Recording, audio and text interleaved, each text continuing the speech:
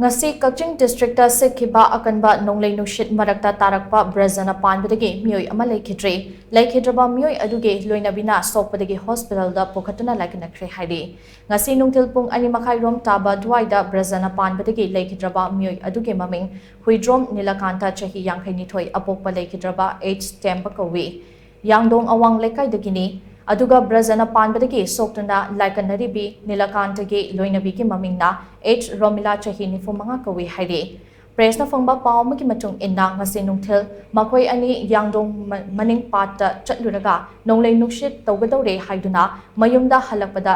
lambida nonglei nungshit nangbadagi elangbam jiten kauba Meeoi amagi farm da changduna nong tuplingaida Braja tarakpadagi laibak thiba thodok adu thokibani hairi.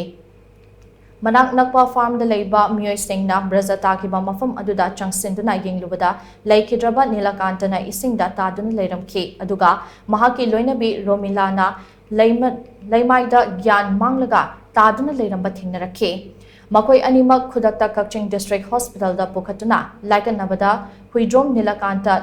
Laikannaba ngamdana leikhidabane hairi amaromda ngasigi akanba nonglei nungshit aduna Kakching District ki tongan ba mafamsingda yum kai kaya humdokpa yauna electric pole amadi uwa kaya tekpadagi amang ata kaya thokre hairi